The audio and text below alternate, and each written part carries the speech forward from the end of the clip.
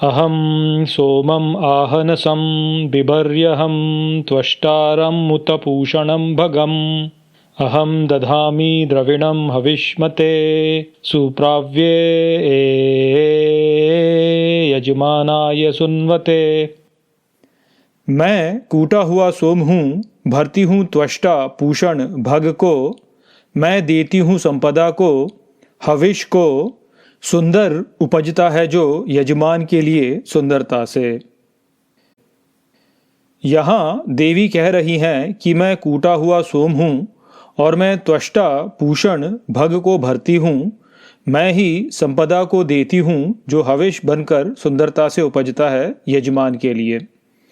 सरल शब्दों में कहा जाए तो देवी कह रही हैं कि इस यज्ञ रूपी संसार को चलाने वाली मैं हूँ। त्वष्टा जो कि इस संसार के वास्तुकार हैं, पूषण जो कि संसार का पोषण करने वाले हैं, और भग जो कि इस संसार को रस प्रदान करने वाले हैं। देवी कह रही हैं कि इन तीनों को मैं भरती हूँ। इस प्रकार निर्माण, पोषण और उसके द्वारा प्राप्त आनंद को देवी द्वारा भरे जाने से ही यह संसार रूपी यज्ञ सक्रिय होता है। इस यज्ञ में जो अंतर्निहित रस है, जिसे सोम रस कहा जाता है, वह भी देवी ही हैं। यदि यह रस ना रहे तो इस संसार में कोई भी क्रिया नहीं होगी, क्योंकि हर क्रिया को करने के पीछे किसी न किसी रस की प्राप्ति का एक उद्देश्य होता है, और यदि रस ही ना रहे तो कोई भी क्रिया की ही नहीं जाएगी। जीवन में जब भी हम कुछ कार्य करते हैं तो उस कार्य को करने का बीज हमारे मन में एक विचार के रूप में प्रकट होता है। उस विचार को जब हम शक्ति प्रदान करते हैं तो वह विचार हमारी क्रिया के रूप में इस संसार में प्रकट हो जाता है। तो हम देख सकते हैं कि बीज रूपी विचार को चलायमान व साकार करने वाली शक्ति ही है। तो यहाँ देव हमारे विचार का बीज प्रदान करने वाले हैं तथा देवी उनको प्रबल करने वाली शक्ति है। यदि देवी न हो तो देव केवल एक विचार बनकर ही रह जाएंगे, जिनमें कोई शक्ति नहीं है। अपने जीवन में हम कौन से विचार को महत्व देते हैं और कौन से विचार को महत्व नहीं देते, यह इससे निर्धारित होता है कि उनका हम पर कितना प्रभाव पड़ता है।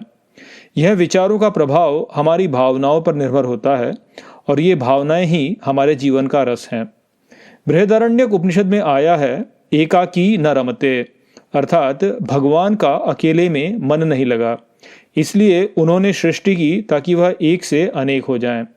यह जो सृष्टि की रचना है उसमें उन्होंने सबसे पहले स्वयं को पुरुष एवं प्रकृति में विभाजित किया। यहाँ पुरुष तो देव हैं और प्रकृति देवी हैं। देव फिर आगे देवी में रमण करने लगते हैं और यह जगत रूपी लीला चलायमान हो जाती है। इस जगत की लीला में कोई भी क्रिया इसलिए की जाती है क्योंकि उसमें एक अंतर्निहित रस है। आप अपने जीवन के ही विषय में सोचिए और स्वयं से एक मूलभूत प्रश्न कीजिए कि आप जीवित क्यों हैं और आप जीवित क्यों रहना चाहते हैं। देह आत्मबोध वाला व्यक्ति मानता है कि मैं केवल मेरा शरीर हूँ और मृत्यु हो जाने पर मेरी वैसी ही स्थिति होगी जैसी मेरी जन्म से पहले की स्थिति थी, अर्थात गाढ़ निद्रा वाली स्थिति।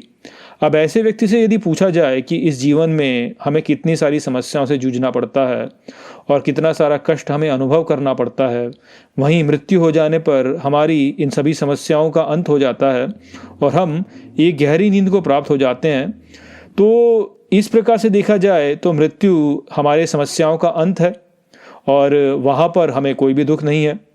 तो तुम, अर्थात जो व्यक्ति देहात्म बोध से ग्रस्त है, उससे यदि ये कहा जाए कि तुम स्वयं को मार क्यों नहीं देते, तो ऐसा व्यक्ति बोलेगा कि अभी तो मैंने जीवन में कुछ भी सुख अनुभव नहीं किया और तुम मुझे मरने के लिए कह रहे हो।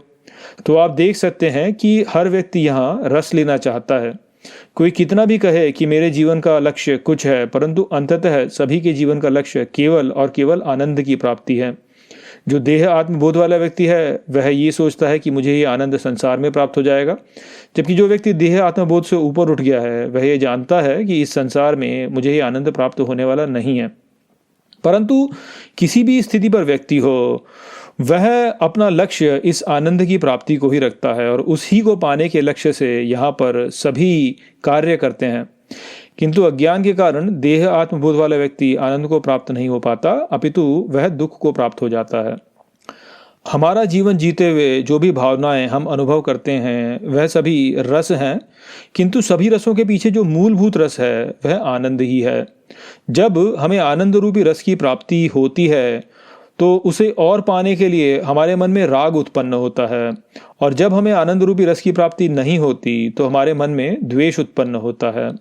इस राग और द्वेष से ही अन्य रसों की उत्पत्ति होती है। ये जो संपूर्ण आनंद की प्राप्ति एवं अप्राप्ति की क्रिया है, इसी के आधार पर जगत की लीला चल रही है। देवी अर्थात प्रकृति ही देव अर्थात पुरुष का आनंद है, जो सोम है। दूसरे रूप में कहा जाए तो देवी ही सोम को प्रदान करने वाली हैं, जो यज्ञ से प्राप्त होता है।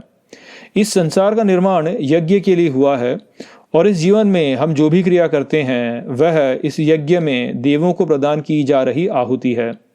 संसार रूपी यज्ञ की सभी वस्तुएं और क्रियाएं, जैसा कि हमने पिछले मंत्र में जाना, देवी के द्वारा ही संभव होती हैं, और इसलिए देवी ने यहाँ कहा है कि मैं ही संपदा को देती हूँ, जो हविष बनकर सुंदरता से उपजता है यजमान के लिए।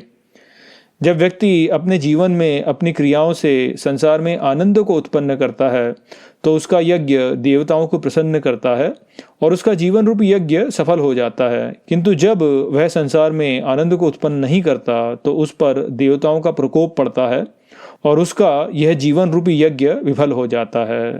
तो सार रूप से यदि इस मंत्र का अर्थ समझा जाए तो वह यह ही होता है कि देवी ही इस संसार रूपी यज्ञ को चला रही हैं, अर्थात वह ही इस संसार में जो भी क्रियाएं हो रही हैं उन क्रियाओं को प्रदान करने की शक्ति अथवा उन क्रियाओं के लिए जो भी पदार्थ हमें चाहिए वह सब प्रदान करती हैं, और फिर इस संसार में इन सभी क्रियाओं से उत्पन्न होने वाला जो आनंद है वह भी वास्तव में ये देवी ही हैं। तो इस प्रकार से देवी सभी प्रकार से इस संसार में व्याप्त हैं, और यह संपूर्ण संसार जो है वह उन्हीं के द्वारा चल रहा है।